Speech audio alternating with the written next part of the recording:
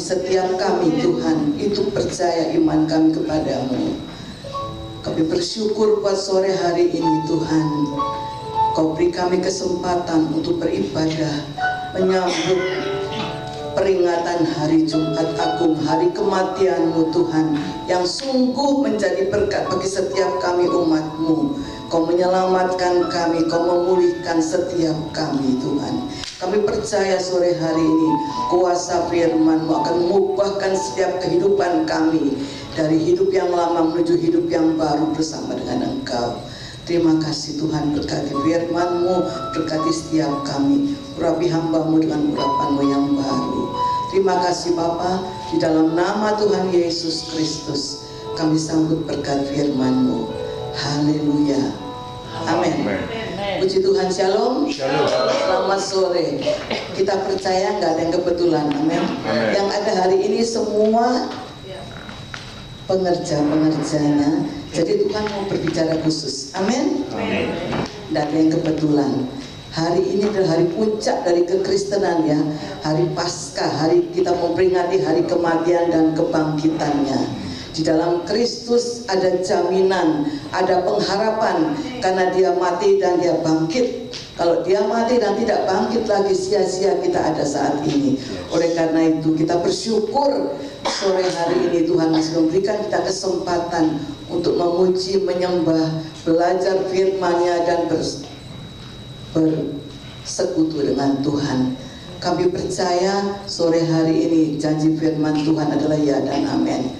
Saudara, hari ini adalah hari yang sungguh membuat hati setiap kita yang mengasihi Tuhan, hati kita seperti tergores, amin. Karena kita mengingat pengorbanan Kristus di kayu salib itu sungguh luar biasa. Saya diingatkan oleh film The Passion of Christ itu, bagaimana Yesus menderita. Bukan saja dipukuli, saudara, difitnah, segala macam. Kita mungkin belum pernah mengalami seperti itu ya. Tapi itu contoh, Yesus memberikan teladan bagi setiap kita. Bagaimana Dia sudah menderita untuk saudara dan saya. Bukan kebetulan Dia mati cuma-cuma, tapi Dia menjalankan misi Allah. Misi Bapa yang di surga yang harus Dia lakukan. Secara manusia Yesus pun waktu di Taman Getsemani, Dia sudah nggak kuat, Dia takut. Dikatakan peluhnya seperti darah. Bayangkan saudara, seperti darah karena ketakutan. Dia belum mengalami hal, tapi dia sudah bisa membayangkan bagaimana penderitaan yang harus dia lakukan, harus dia alami sampai dia naik ke kayu salib. Saya melihat tadi pagi, saya ikut ibadahnya anak saya yang di Jogja itu, diputar film itu ya, bagaimana perjalanan waktu dia di Via Dolorosa itu, jalan salib itu begitu panjang. Dia harus jalan, saudara, dari tempat yang dia disiksa itu untuk memikul salib yang begitu berat, naik sampai ke Golgota. Bayangkan dia sempat jatuh berapa kali karena nggak kuat beratnya. Saya bayangkan hari-hari akhir ini banyak anak-anak Tuhan kita dengar banyak yang meninggalkan Tuhan. Karena apa? Karena mereka tidak mengenal Tuhan yang mereka sembah. Dianggap mungkin Kristus hanya mati biasa. Bayangkan saudara, kalau Dia tidak mati untuk kita, kita ini mungkin nggak ada di sini. Dan ada jaminan bagi setiap kita. Mungkin kita sakit ya, kita mati sudah selesai. Tapi ada Yesus, Dia memberikan pengharapan. Dan saya sangat percaya, saya sangat sungguh-sungguh percaya akan firman Tuhan. Saya melihat bagaimana Kristus itu mengalami, memikul beban yang berat, saudara, dosa saudara dan saya, kutuk yang harus kita alami, Dia yang menanggungnya sampai di kayu salib. Sehingga saya melihat, merasakan bagaimana penderitaan Kristus itu sungguh luar biasa. Kalau kita seringkali, saudara ya, seringkali kita mengalami sesuatu yang rasanya nggak enak, kita mulai uring-uringan dengan Tuhan. Amin. Pasti, saudara. Karena apa? Karena kita merasa nggak kuat lagi, kita lupakan pengorbanan Kristus. Akan karya salib Kristus itu kita perlu sebagai orang percaya, harus mengingat karya salib Kristus itu. Karena apa? Bukan main-main, saudara. Penderitaan yang Dia alami itu sungguh luar biasa. Secara akal manusia itu, waduh, sangat-sangat menderita. Bayangkan, belum dicambuk, diludai, difitnah padahal dia tidak pernah berbuat salah. Bayangkan, saudara. Mungkin kita mengalami penderitaan, ada sih yang mau berani ganti kita? Tidak ada, saudara. Orang tua saudara, mungkin orang terdekat pun tidak mau saudara mati untuk menderita untuk kita. Tapi Yesus sudah lakukan untuk saudara dan saya. Oleh karena itu sore hari Tuhan ingatkanlah setiap kita. Saya tanya Tuhan, Tuhan apa yang harus saya sampaikan? Tuhan hanya katakan satu, yaitu ini saya tulis hari ini. Jadilah orang Kristen yang sejati. Amin. Karena Yesus punya kasih yang sejati, everlasting love ya, kasih yang kekal, kasih yang sejati. Tuhan ingin sore hari setiap kita memiliki, yaitu tadi, menjadi Kristen yang sejati, orang percaya yang sejati. Menjadi orang percaya yang sejati tidak gampang, saudara ya, nggak gampang. Yesus katakan apa? Mengikut Yesus harus pikul salib, sangkal diri, baru ikut Dia. Kok nggak dibalik? Enggak. Jadi ikut Yesus itu ada syaratnya, saudara ya. Sebetulnya enggak sulit, karena Dia sudah memberikan kita teladan. Dan juga Dia memberikan kita penolong, yaitu apa? Roh Kudus. Seringkali orang Kristen itu tidak mengkaryakan Roh Kudus. Jadi Roh Kudus itu dibiarkan diam aja, enggak berbuat apa-apa, sehingga dia enggak mengerti. Jadi orang Kristen bertahun-tahun tidak mengerti apa-apa, saudara. Ini yang celaka, kata dunia itu celaka. Karena apa? Jadi Kristen umur bertambah tapi rohaninya tidak bertumbuh-tumbuh, tidak bertumbuh. Tapi sore hari ini Tuhan ingatkan kembali. Tuhan ingin setiap kita, khususnya di DKI Kuasa Mujizat, harus menjadi Kristen yang sejati, Kristen yang tahan bantingan, Kristen yang rela mati, berani mati untuk Kristus. Dikatakan sangkal diri, hidup kita bukan kita lagi. Galatia 2:20. Hidupku bukan aku lagi, melainkan Kristus yang ada di dalam aku. Dia sudah membayar lunas kita di atas kayu salib. Jadi hidup kita hanya untuk Dia. Jadi setiap orang Kristen itu jadi hamba Tuhan. Baik dia melayani di gereja atau di rumah, tetap dia hamba Tuhan. Sebagai hamba Tuhan kita harus tahu kita punya Tuhan, saudara. Kita punya Tuhan, kita punya Tuhan yang harus kita taati. Seringkali kita sebagai Kristen, Tuhan katakan mereka tidak mau taat, tidak mau setia. Apalagi hari-hari akhir ini kita lihat banyak orang-orang meninggalkan Tuhan kan begitu mudahnya. Mungkin karena harta, mungkin karena tahta, mungkin karena cinta. Tapi Tuhan tidak mau sore hari, Tuhan mau ingatkan setiap kita. Jadilah Kristen yang sejati. Hari-hari akhir ini sungguh-sungguh kita akan ditantang nanti, saudara, iman kita ya. Tuhan katakan Dia akan memisahkan antara kambing dan domba. Domba adalah yang menurut, yang taat, yang setia. Kambing yang tidak menurut, Dia akan pisahkan. Saudara, jangan sampai kita terpisah dari kasih Kristus. Dia sudah rela mati, Dia sudah menderita, Dia sudah bayar semuanya di atas kayu salib. Selesai sudah, saudara. Jadi kita terbebas dari kutuk dosa hanya karena Kristus, hanya karena Dia, saudara. Oleh karena itu Dia ingatkan kita sore hari ini, jadi orang Kristen yang sejati, bukan yang palsu. Banyak yang palsu, saudara. Banyak yang palsu. Sekitar kita pasti banyak yang palsu. Kita mungkin bisa tahu sendiri ya. ke gereja ya, tapi setelah pulang gereja seperti orang dunia. Tuhan ingatkan, Tuhan tidak ingin seperti itu. Karena apa? Waktu dia datang, dia bukan datang lagi sebagai juru selamat, tapi dia akan datang sebagai hakim yang adil. Sehingga ada firman berkatakan, dia akan mengusir, enyahlah daripadaku, hai pembuat kejahatan. Siapa itu? Ya anak-anaknya yang nggak mau dengar, yang jadi kambing tadi, yang bukan domba. Domba itu nurut, saudara ya. Nurut itu nggak enak. Seperti Yesus waktu mau disalib itu dia nurut, dicampur, dia diam, tidak bantah. Saudara lihat di film itu ya, dia sama sekali tidak mengeluarkan kata-kata. Bayangkan tubuhnya itu, mukanya sampai berdarah-darah, diam saja, saudara. Nah, bagaimana dengan kita orang percaya? Tuhan katakan, hal-hal yang sepele seringkali kita masalahkan, sehingga kita lupa bahwa kita ini bawa nama Tuhan. Kita ini bawa nama Tuhan karena apa? Kita orang Kristen. Kristen adalah orang yang pengikut Kristus. Kristen itu pengikut Kristus. Jadi seringkali kita ini lupa kalau kita ini Kristen. Setelah pulang dari gereja kita lupa, sehingga kita berbuat seperti orang dunia. Orang dunia itu nggak punya aturan, saudara. Dia mau marah ya dia marah, dia mau sesukanya lah. Tapi dalam Tuhan kita nggak boleh seperti itu. Karena apa? Mempermalukan nama Tuhan. Apalagi kita mau bawa firman Tuhan. Bagaimana orang bisa menghargai kita kalau kita sendiri firman yang kita bawa mungkin benar, tapi etika kita tidak benar di mata Tuhan.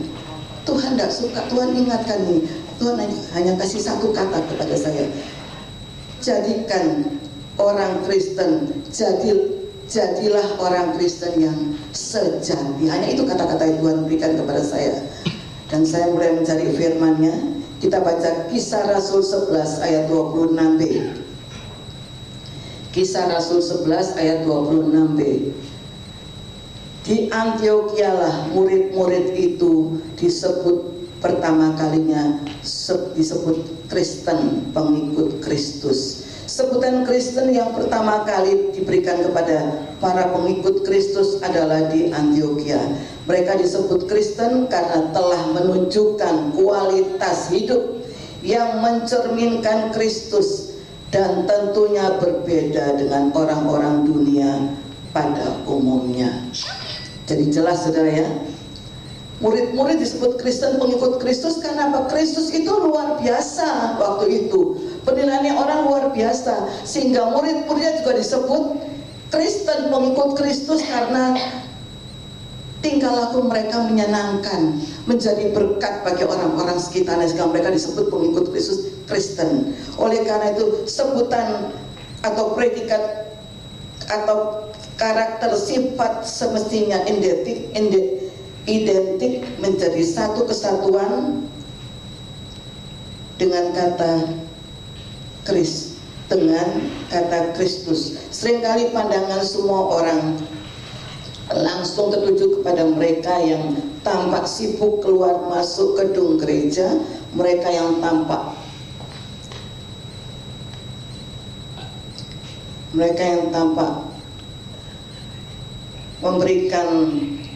memakai aksesoris seperti kalung salib. Saudara, saya ingat adik saya yang meninggal itu. Dia itu, kalau lihat saya dari dulu ya, sejak saya pakai kalung itu, saya nggak pernah ganti lain, semuanya salib. Sedangkan adik saya waktu itu dia bilang, saya takut pakai salib. Karena apa, saudara? Karena hidupnya masih belum sungguh-sungguh dengan Tuhan. Tadi itu palsu. Dia katanya cinta Tuhan, tapi dia tidak melakukan apa yang Tuhan mau. Sehingga apa? Dia takut pakai kalung salib. Jadi kalau kita pakai kalung salib ya saudara ya, kita jangan lupa. Karena apa? Salib itu, karya salib Kristus itu, salib itu memberikan kita kemenangan. Salib juga mengingatkan kita akan penderitaan Kristus. Jadi kalau kita ikut Tuhan, kita nggak mau menderita bukan karena kita buat masalah, tapi penderitaan yang Tuhan izinkan. Misalnya hal-hal yang sepele, saudara, hal sepele. Misalnya kayak saya dulu mau pelayanan, sudah melakukan semua tugas saya, tetap tidak boleh keluar, tidak boleh pelayanan.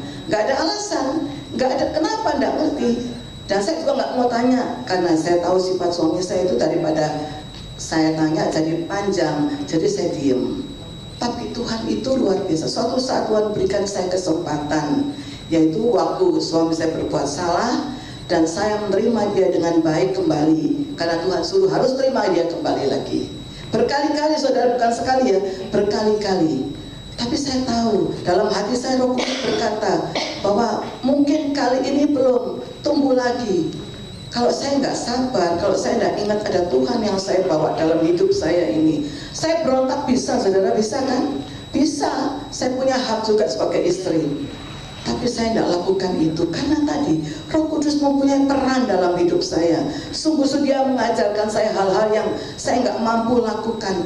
Dia seringkali berbicara dalam hati saya, jangan lakukan itu, sabarlah, sabarlah. Saya hanya ingat kata-kata itu, sabarlah. Dan saya sabar, saya sabar. Saya minta Tuhan sampai satu saat Tuhan katakan, cintai aku lebih dari suamimu. Namanya suami kita pasti cinta, sama istri pasti kita cinta. Tapi Tuhan mau kita mencintai dia lebih dari segalanya. Karena apa? Manusia bisa mengecewakan kita. Suatu saat kita bisa berpisah. Tapi Tuhan selamanya bersama dengan kita. Sampai kekal dia bersama kita. Dan Tuhan ingin kita mau mencintai dia di atas segalanya. Dan saya mulai mengerti itu berjalan, saudara. Tuhan mengajari saya duluan ya, pengalaman-pengalaman itu, sehingga saya lakukan itu, saya mampu melakukan karena Tuhan berkata seperti itu, cintai aku di atas segalanya. Padahal dalam keadaan saya menderita, saudara, waktu itu ya, saya Tuhan ingatkan di Taman Getsemani aku seperti itu. Saya ingat, saudara, waktu itu saya malam-malam pulang pelayanan, kebetulan suami saya nggak di rumah itu.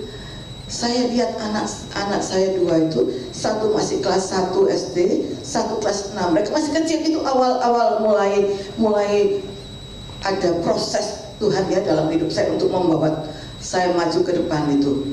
Saya lihat anak-anak saya sedih rasanya ya, suami tidak pulang. Saya ada dekat orang tua saya itu pendidikan Belanda, akurannya banyak, saudara ya. Kebetulan saya sudah tinggal rumah sendiri, nggak sama-sama orang tua. Berat rasanya, tapi saya diam, masih belum kenal Tuhan seperti sekarang ini secara pribadi, saudara.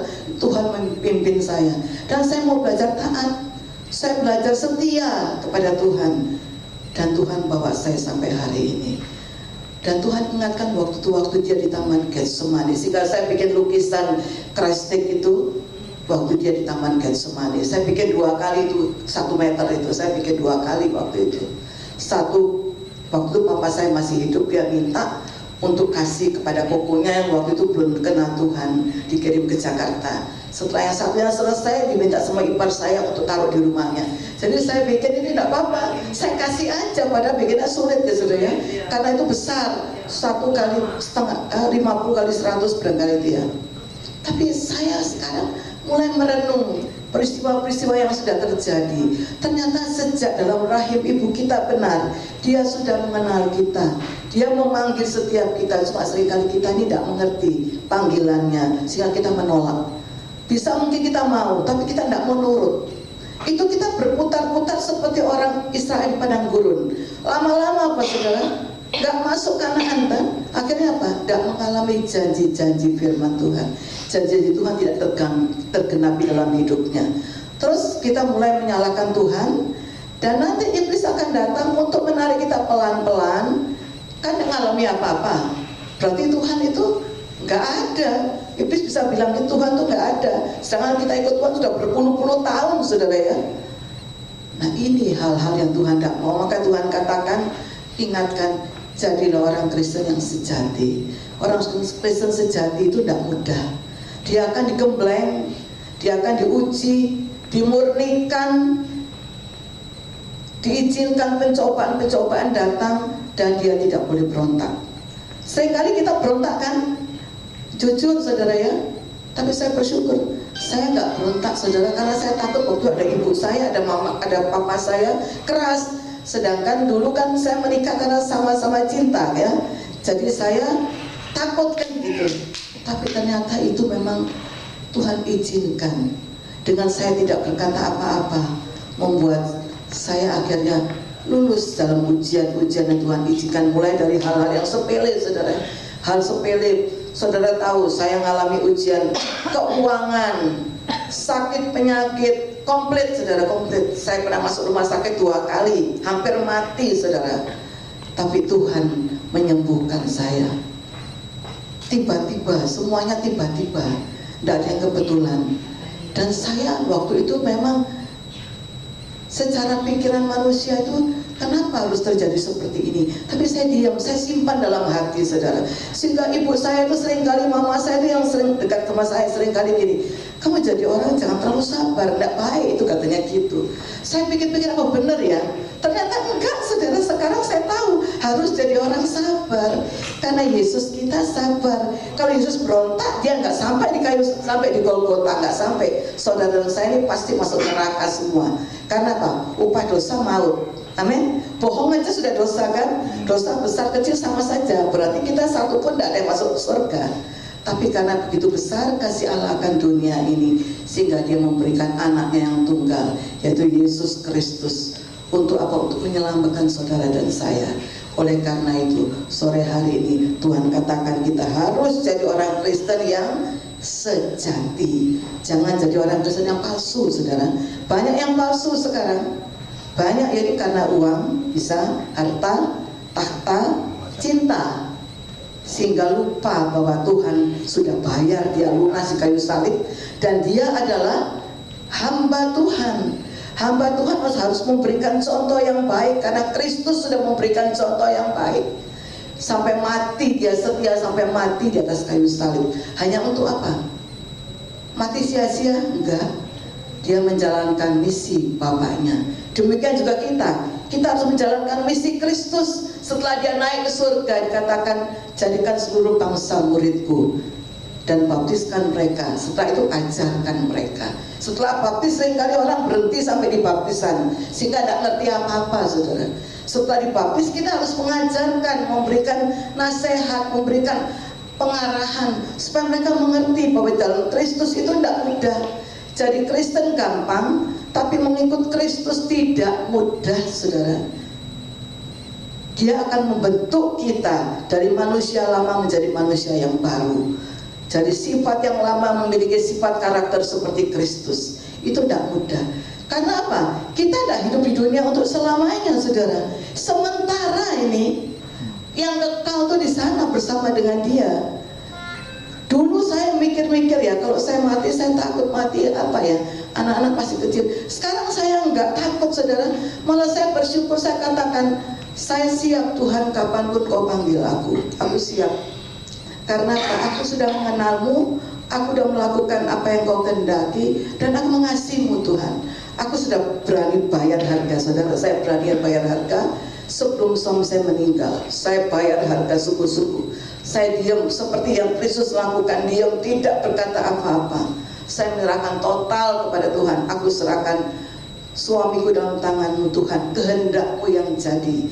Dulu saya nggak berani saudara, saya pikir-pikir gini, kalau saya menyerahkan suami saya ke dalam tangan Tuhan, diproses dia, kan saya juga susah. Tapi waktu saat terakhir sudah mulai mengerti, saya sudah angkat tangan, sudah nggak mampu, sudah ini kalau tiba-tiba dia meninggal terus nggak mau bertobat, terus gimana? Saya melayani Tuhan sudah bertahun-tahun, sampai hari ini saya hitung-hitung tadi sudah hampir 40 tahun saudara. Jadi belum saya naik mimbar, saya sudah melayani di persekutuan-persekutuan. Baru Tuhan bawa saya naik mimbar. Di persekutuan saya bersaksi, disuruh minta lagu satu sambil bersaksi. Itu saya lakukan dengan setia. Saya mulai mengkhotbahi saudara-saudara saya. Tidak mudah saudara ya, 9 saudara nggak mudah. Semua Kristen loh, semua Kristen, kan aneh ya. Tapi Kristen tanpa pertobatan. Jadi mereka Kristen-Kristen KTP, yaitu palsu tadi itu, Kristen palsu. Saya harap kita sebenarnya ini nggak ada yang palsu ya, semuanya sejati. Karena Tuhan sudah minta kita harus jadi sejati. Ini pesan Tuhan loh ya, harus jadi Kristen sejati. Kalau enggak, tugas saya sudah selesai, karena saya sudah menyampaikan ya, saudara tanggung sendiri. Kalau nggak menjadi Kristen sejati, harus tanggung sendiri. Kristen sejati adalah Kristen yang apa? Yang memiliki kasih yang sejati. Yaitu apa kasih sejati? Kasih agape, kasih tingkat tinggi, ya kasih yang dimiliki oleh Kristus. kasih yang rela berkorban, kasih yang tidak menuntut balas, kasih yang tanpa pamrih, kasih yang tidak berkesudahan. Itu kasih Kristus. Kita punya kasih itu, minta dari Tuhan. Saya sempat dulu hampir tidak punya, hampir sudah, karena manusia terbatas kan, saya hampir sudah menyerah, sudah nggak bisa. Rasanya saya mau melawan, tapi Tuhan katakan jangan, belum selesai. Sudah sabar lagi saudara ya. Akhirnya Tuhan katakan, mintalah kasihku. Saya minta, sudah sungguh saya minta, Tuhan berikan aku kasih-Mu, berikan aku roh yang bisa mengampuni. Dan Tuhan berikan itu, akhirnya saya mampu. Jadi waktu saya mampu, saya merasakan waktu saya melihat suami saya pulang, saudara, suatu malam tiba-tiba dia pulang. Itu setelah tidak pulang-pulang selama cukup lama, saudara ya. Dia bawa kunci sendiri, saya bawa kunci sendiri, tidak usah tunggu-tunggu kalau malam itu. Tiba-tiba saya terbangun, ada orang buka pintu, saya dengar. Padahal saya tidur, saudara. Tapi Roh Kudus ini mau bangunkan saya. Saya kan takut, pikir saya barangkali pencuri ya, kan sendirian di rumah sama anak-anak. Saya keluar, saya kaget, saudara. Suami saya pulang. Waktu saya lihat dia, di situ saya mengalami kasih Kristus. Jadi waktu saya melihat dia itu, saya kasihan sekali, saudara. Terus Tuhan berikan saya hikmat, seperti itu aku kepada manusia. Jadi saya tahu, oh kasih Kristus, makanya Tuhan tuh kok sabar terus ya sama anak-anak yang bandel, juga dia sabar terus. Inilah kasih Kristus. Jadi saya ngalami, sejak itu saudara, hidup saya tenang. Saya sudah nggak mikir apa-apa lagi, saya jalan aja terus. Nah Tuhan pimpin saya. Waktu Tuhan mulai memimpin saya dalam suatu kejadian yang lain, saya alami semuanya. Ini semua tidak ada yang pernah saya ceritakan, saudara. Karena dulu kami sendiri-sendiri ya. Apalagi ada suami saya di rumah itu, saudara-saudara saya itu nggak mau ke rumah. Bukan nggak, sebetulnya nggak apa-apa, dia baik. Karena mungkin rasanya nggak enak sedih kan, suami itu orangnya agak gimana ya. Sebetulnya baik, dia itu sebetulnya baik. Cuma tidak banyak bicara, cuma matanya tuh menakutkan, saudara ya. Mata yang kecil tapi menakutkan gitu loh. Dia mungkin nggak tahu Tuhan ya, tapi sebetulnya dia tuh baik. Dia punya kasih, saudara. Itu yang membuat saya itu bertahan. Karena apa? Dia memiliki kasih yang orang Kristen sendiri mungkin nggak punya, saudara. Saya kasih kesaksian ya. Suami saya itu waktu dia mulai kerja di Tiga Raksa itu, kan bosnya orang Jerman. Sayang sekali sama dia, karena suami saya itu orang pinter, otaknya pinter untuk segala macam teknik, bisa pasang lampu air segala dia bisa. Pokoknya kalau dia diminta antar keluar kota gitu, dia mobil itu sama dia dibersihin, seorangnya bersihannya jadi orang barat tuh senang, saudara, senang sekali. Begitu bosnya pindah kembali ke Jerman, dia minta keluar, saudara, bayangin, dia minta, saya nggak tahu tiba-tiba dia minta keluar. Nah ini, tapi dia punya kekurangan karena dia tidak dalam Tuhan. Jadi kalau dia mau ya dia mau, nggak bisa dilarang. Nah saya juga nggak mau larang, daripada ribut saya diam. Nah itu yang secara pikiran manusia ternyata sekarang saya mengerti, jodoh itu memang dari Tuhan. Kalau kita sampai cerai terus ganti lagi kita bilang bukan jodoh, itu yang nggak benar juga, saudara. Jodoh itu pasti dari Tuhan, pasti. Tuhan lebih tahu dengan siapa. Dia keras, tapi sebetulnya tidak keras, saudara. Dia keras karena dia punya prinsip yang tidak mengerti kebenaran. Jadi dia rasanya apa yang dia mau itu benar, karena dia anaknya orang beruang, punya uang, terus manja, semua dikasih, semuanya sejak dia kecil. Bayangkan umur 15 dia sudah punya, bawa mobil. Betul, suami saya kan tinggi, bawa mobil, bawa sepeda motor. Teman-temannya nggak punya apa-apa dan dia suka berteman. Jadi teman-teman itu jauh lebih tua dari dia. Jadi dia tuh tua sebelum waktunya, berarti, saudara ya. Jadi dia belasan tahun, teman-temannya jauh lebih tua dari dia. Sampai sekarang temannya ada umur 80. Teman-temannya seperti itu. Jadi mungkin dia tuh diajari jadi hal-hal yang tidak benar, judi, minum itu ya. Karena dia orangnya ramah. Kalau saya dulu sampai kecantol sama suami saya. Karena kalau ngomong itu saudara ngalahin perempuan. Tidak ada suaranya, saudara, pelan sekali. Dan setelah menikah kok enggak tahu, memang enggak suaranya tidak banter, matanya tuh yang takut saya, saudara.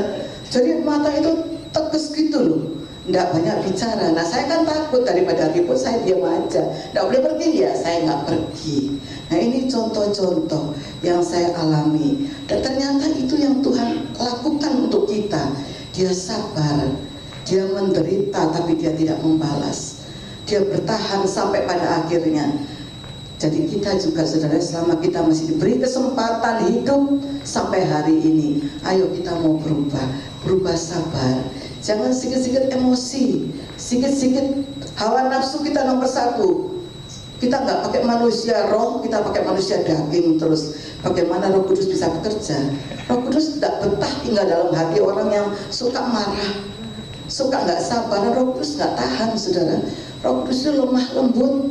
Dia punya perasaan, dia punya pikiran, dia punya pengetahuan. Jadi hikmah itu pengetahuan yang kita terima dari Roh Kudus. Saya tadi, Tuhan, saya harus bicara dari mana? Tuhan harus bicara. Tuhan bilang, lakukan saja perintahku. Saya naik aja, saudara ya. Saya siapkan 2 hari ini, saya siapkan, saudara.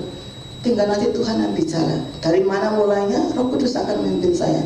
Karena Roh Kudus, guru saya Roh Kudus. Di rumah pun, apapun yang saya kerjakan, saya selalu bertanya kepada Roh Kudus, apa yang harus saya lakukan, saya harus bagaimana, saya harus berdoa yang bagaimana. Dan Tuhan, tadi ini sebetulnya ada kemarin ada ponaan saya, anak dari cici saya dan suaminya bukan orang Kristen. Nah mereka kebetulan berapa hari ini ada masalah di rumah, mereka lari ke rumah saya. Jadi nginep di rumah saya, yang suaminya itu karena di rumah katanya ada masalah. Ya sudah, saya terima aja, saudara, kan kosong di atas kosong ya. Saya tahu tidak ada yang kebetulan pasti. Nah hari yang terakhir itu dia nggak tahu kalau dia akan pulang, suaminya ponakan saya itu. Saya ngomong tentang firman Tuhan, tentang Kristus. Dulunya nggak mau, saudara, anaknya itu pun waktu itu mau dibaptis, dia tolak, dia marah sekali. Loh, dia datang ke rumah, berarti kan ada maksud Tuhan. Benar, saudara. Hari terakhir dia nggak ngerti kalau hari itu selesai urusan di rumah istrinya dengan keluarganya itu, dia dipanggil pulang. Hari terakhir itu saya ngomong 2 jam, dibuka pintu, duduk di kursi itu tentang Kristus. Tidak mudah, saudara. Tapi kalau Tuhan sediakan waktu, semuanya sepertinya mudah. Kita memang harus cari jiwa. Kita harus berdoa dulu bagi siapa-siapa. Nanti Tuhan kirim mereka datang, atau Tuhan bawa kita ketemu mereka. Harus, karena Pak Injil itu harus terus diberitakan sampai dia datang pada kali yang kedua. Tuhan mau, saudara, hari-hari akhir ini kita jangan buang-buang waktu. Segala sesuatu bisa terjadi tiba-tiba. Tuhan katakan segala sesuatu bisa terjadi tiba-tiba. Tuhan pun akan turun tiba-tiba. Tuhan katakan dia akan turun tiba-tiba. Mau siap, mau nggak siap, terserah saudara. Dia sudah berkata, ini berkata kepada saya berkali-kali loh. Saya bukan nakutin. Ponakan saya yang satunya dari adik saya itu sempat pokoknya dia nggak terima lah. Mamanya adik saya yang meninggal itu ngomong sama dia bantah. Adik saya laporan sama saya nggak usah ngomong, yang penting sudah diberitakan, nggak mau dengar ya sudah. Ngeyel aja terus, ada katanya Tuhan tuh nggak mungkin datang sekarang, dari dulu sampai sekarang sudah ngomong mau datang nggak datang. Tak biarin aja. Yang penting kamu sudah sampaikan bahwa Tuhan katakan waktuku tidak lama lagi. Aku mempersingkat waktuku. Bayangkan, saudara, kita ini nggak tahu apa yang terjadi. Tapi siap-siap saja. Tetap bekerja, tetap melayani. Rohani kita persiapkan supaya di saat mungkin malam kita lagi tidur, tiba-tiba dia datang sembunyi sangkakala. Kan ada firman-Nya, 1 terangkat, 1 tertinggal. Satu di ladang 2 orang, 1 diangkat, 1 tertinggal. Itu yang kita takutkan. Dan saya bersyukur, karena apa? Itu yang Tuhan beri tugas, saya harus bicara. Sedangkan kalau saya bicara tentang kedatangan Kristus itu tidak semua mau terima, saudara. Mana? Nah, saya bersyukur juga Tuhan kasih saya. Bahkan tetangga saya yang Islam itu sebelah rumah itu, saya nggak kenal dia sebetulnya sejak tinggal di rumah. Ini ketiga kali dia datang. Dia datang pertama kali itu, dia ketok pintu waktu itu saya baru tinggal. Dia bilang, Bu Esther ya, iya. Bu, saya permisi, mari masuk, saya gitu. Saya mau tanya sesuatu, dia bilang gitu. Saya mau tanya apa Bu? Saya tahu kan dia orang Islam. Dia bilang gini yang pertama kali datang, Bu Esther, saya ini tiap malam gak bisa tidur. Rumah saya ini harus dijual Bu. Saya bagaimana? Saya ngomong gini, Bu, saya bilang tuh, namanya Bu Heri. Bu Heri jangan dijual ya. Kalau Bu Heri percaya rumah itu kan dari Tuhan, Tuhan kasih berkat rumah. Bu Heri kan ke masjid kan? Iya. Bu Heri datang ke masjid, berdoa, percayalah Tuhan pasti memberi. Benar saudara, sampai hari ini rumah nggak dijual, akan dibangun sama dia. Kedua kali datang lagi dia saudara, sudah agak lama dia datang lagi. Dia lihat saya ada gitu, dia datang. Terus dia bilang gini, Bu Esther, saya boleh minta waktunya? Oh boleh, silakan, mari masuk di dalam. Saya suruh masuk di dalam. Bu, saya ini kenapa tiap malam tidak bisa tidur? Katanya gitu. Oh mungkin ibu punya masalah, mungkin ibu banyak pikiran ya. Iya mungkin, ternyata mungkin suaminya selingkuh saudara ya. Mungkin selingkuh suaminya, dia nggak ngomong waktu itu. Karena tetangga-tetangga itu pada ngomong gini, kenapa dia ke rumah saya, tanya. Namanya tetangga kalau deketan kan suka gitu ya, kalau kita keluar belanja di muka, kan bukan belanja, saya suka datang di muka itu. Jadi orang-orang suka belanja di muka rumah saya itu.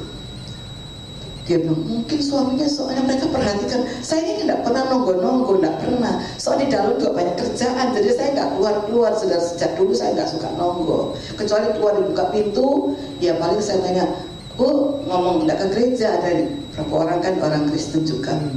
Dia bilang gini, orang-orang tuh bilang gini, mungkin suaminya itu soalnya kalau hari apa sampai hari apa tuh nggak di rumah katanya gitu. Nanti pulang. Berarti mereka nggak tahu, mereka menghakimi atau gimana, saya nggak mau tanya, saya diam kan. Oh ya gitu, saya bilang. Terus katanya Bu Heri gini, oh begitu tak Bu? Iya, coba Bu Heri belajar ya, kalau nggak bisa tidur saya ajarin dia. Coba Bu Heri tutup mata, terus lupakan semuanya, sebentar kan hilang. Suatu saat ketemu dia pulang pasar, saya dibuka pintu, Bu lama nggak kelihatan loh, saya ada di rumah terus kok. Bu, saya sekarang sudah bisa tidur. Oh, puji Tuhan, saya bilang gitu. Nah, barusan ini dia datang lagi. Ternyata suaminya sudah pensiun, sudah di rumah terus sekarang. Dia piara ayam kampung gitu, jadi telur ayam. Saya kan suka makan telur ayam. Kalau telur hewan itu agak saya nggak tahan, suka alergi. Habis. Biasanya kan saya mau nyari jauh-jauh. Sekarang ini dia sudah ada, saya tinggal telepon, Bu ada telurnya. Kadang-kadang, Bu Esther maaf, tadi diambil sama ibu jamu, kata gitu. Ayamnya lumayan, ada 10 ekor. Jadi 1 ekor tuh tiap hari dia bertelur. Jadi sehari itu 2 hari itu sudah 10 telur, banyak. Saya bilang, oh kalau gitu Bu, gini aja, ibu harus perbanyak ayamnya supaya semua bisa kebagian. Kadang-kadang Bu, hari ini enggak, nanti saya kabarin ya. Enggak lama besoknya langsung dia, Bu sudah ada telurnya sekarang ya. Lu bayangkan Tuhan itu, kita bekerja untuk Tuhan, Tuhan tuh selalu menyediakan yang terbaik buat kita. Amin. Bukan saja itu, darahnya sudah ditumpahkan untuk kita, pengorbanannya, penderitaannya, itu yang seringkali kita lupa sebagai anak Tuhan. Ayo kita jadi orang Kristen yang sejati. Jangan lagi ada ego, harga diri. Sudah nggak ada harga diri. Di hadapan Tuhan harga diri harus hancur. Kalau tidak hancur kita susah sendiri. Kita susah kalau harga diri masih tinggi. Kita harus belajar rendah hati. Karena apa? Tuhan akan meninggikan kita. Orang yang merendahkan dirinya di hadapan Tuhan, Tuhan akan mengangkat dia. Tapi orang yang tidak mau merendahkan diri, yang tinggi meninggikan, akan direndahkan sama Tuhan. Itu sudah banyak terjadi saudara ya. Oleh karena itu sore hari ini kita ingat Yesus berkata apa yang dia inginkan, yaitu kita harus pertama saudara ya, kenapa? Supaya kita menjadi Kristen yang sejati. Mungkin saudara lupa apa, nggak tahu. Ini Tuhan ingatkan kembali, karena dia berbicara lewat Kisah Rasul 11 ayat 26b. Murid-murid itu memberikan contoh yang baik sehingga mereka disebut Kristen, pengikut Kristus. Tuhan ingatkan bagi kita semua hari ini, apa yang harus kita lakukan yang mudah supaya kita menjadi Kristen yang sejati. Pertama saudara, Tuhan inginkan tekunlah berdoa. Doa itu penting sekali. Doa jangan minta-minta. Doa itu komunikasi dengan Tuhan. Apa Tuhan harus aku lakukan untuk hari ini? Tuhan, kita boleh minta, tapi adakan persekutuan yang erat dengan Tuhan supaya kita nanti dengar suaranya. Kalau kita nggak terus, kita nggak dengar suara Tuhan. Itu yang pertama. Kedua, Tuhan katakan tekun membaca dan merenungkan firman-Nya. Firman-Nya perlu kita, jangan asal baca aja, renungkan. Saya ingat ya barusan ini, kalau saya pulang kan jalan saya kan agak masuk ke dalam. Kalau ada acara di tengah-tengah itu kan agak sulit ya. Saya mikir-mikir, saya coba ngomong sama anak saya, sama Jerry itu, Jerry gimana? Tapi saya berdoa dulu, Tuhan boleh enggak saya tanya sama anak saya? Kalau tanya boleh kan? Saya telepon, Jer, gimana kalau rumahnya mama jual aja? Saya bilang gitu. Jawabannya apa? Terserah mama, mau dijual, mau di apa, terserah. Yang mama seneng aja, katanya gitu. Terus setelah dia ngomong gitu saudara, terus saya ini merenung gini. Saya merenung, Tuhan mengingatkan apa? Tuhan bilang apa? Apa yang aku berikan itu yang terbaik. Terus saya mikir-mikir, ya benar ya, saya di situ meskipun dalam tuh saya itu aman di situ. Di situ semua udah kenal saya dan mereka tuh baik-baik semuanya. Saya tidak takut, tidak sendiri pun tidak takut. Terus Tuhan bilang itu dulu Tuhan kasih tuh diatur demikian sampai saya ini sudah nggak usah kamar mandi, sudah di dalam, sudah diatur semua. Bayangkan saudara, anak-anak yang Tuhan pakai kok mau dijual sekarang? Itu saya pikir gitu ya. Terus saya telepon lagi anak saya gini, Jer, mama habis mama bicara, terus mama merenungkan, terus mama pikir gini, iya Tuhan bilang apa yang Tuhan beri itu yang terbaik. Langsung dia kasih jempol 2, katanya gini, aku bangga kepadamu, gitu. Tepuk tangan dulu buat Tuhan Yesus, tepuk tangan dulu. Saudara, bayang dong, kalau saya nggak berdoa, nggak ngomong, kita kadang-kadang kan ibu-ibu ada yang gitu ya, yang sukanya sendiri ada, tapi saya nggak mau seperti itu. Saya menghormati Tuhan.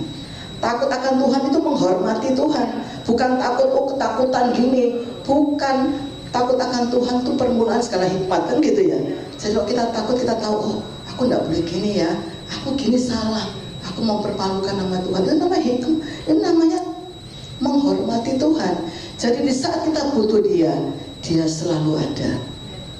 Satu lagi saudara, saya barusan ini tiba-tiba saudara, saya ada itu tukang air datang, saya pesan Cleo itu, dia datang buka pintu, saya ini keluar jalan baik-baik loh, jalan baik-baik, tiba-tiba seperti ada yang dorong saya ya, saya kepreset, saya megang gagang pintu itu, gagangnya lepas, bayangkan saya jatuh, bu, gitu ya. Terus bapak itu kan ada kan, dengar, bu, dia gitu. Saya langsung berdiri sendiri sedang, ya nggak lecet nggak apa. Saya gini, seperti ada air, tapi nggak ada air. Waktu itu Jenny masih ada di rumah. Saya bilang, Jen, mungkin anjingmu mungkin tadi pipis di situ. Enggak ada, katanya gitu.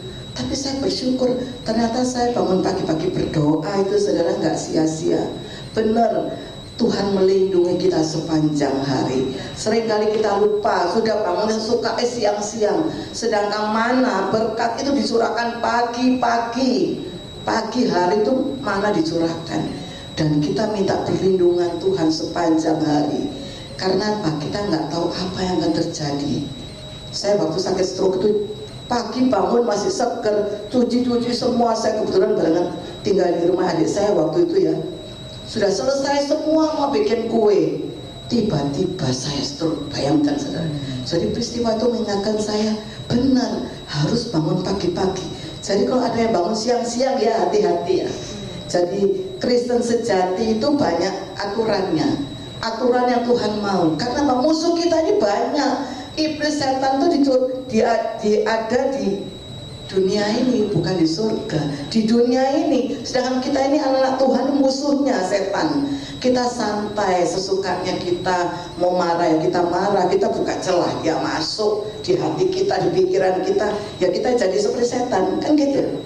Tuhan tidak mau seperti itu. Ya ini yang Tuhan mau, makanya hari ini Tuhan orang spesial ini yang Tuhan sediakan hari ini karena tamu di luar. Jadi Tuhan mau bicara sepenuhnya. Tuhan cinta kita semua, benar. Tuhan cinta JKI Kuasa Mujizat. Tepuk tangan dulu buat Tuhan Yesus. Haleluya. Saya sangat percaya, sekalipun kita berbeda-beda, tapi akan disatukan karena waktu Tuhan sudah sangat dekat. Amin. Selesai. Saya undang main musik. Cukup sampai di sini ya. Nanti lain kali saya sambung Pak Arti ya. Sudah cukup jelas kan? Yang penting prakteknya. Teori kalau nggak ada praktek, percuma praktek baru kita terima teori. Saya mau naik ke satu video.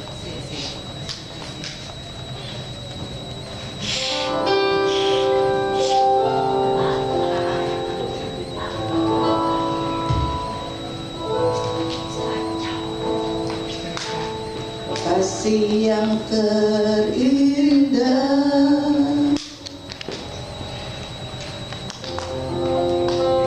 kasih yang terindah, hati yang mulia,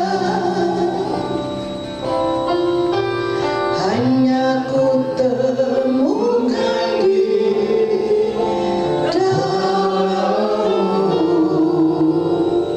Yesusku. Pujian dari hatiku,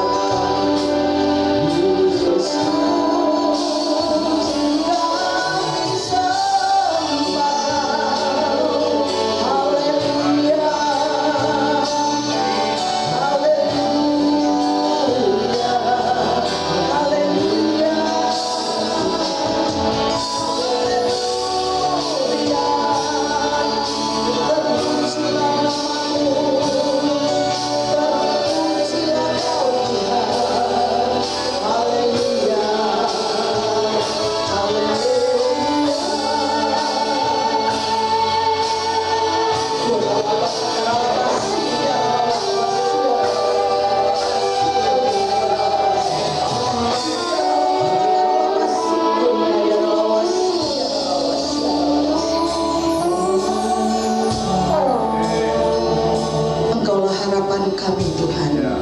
Engkaulah andalan kami satu-satunya. Engkaulah segalanya bagi kami. Terima kasih Tuhan buat pesan firman-Mu.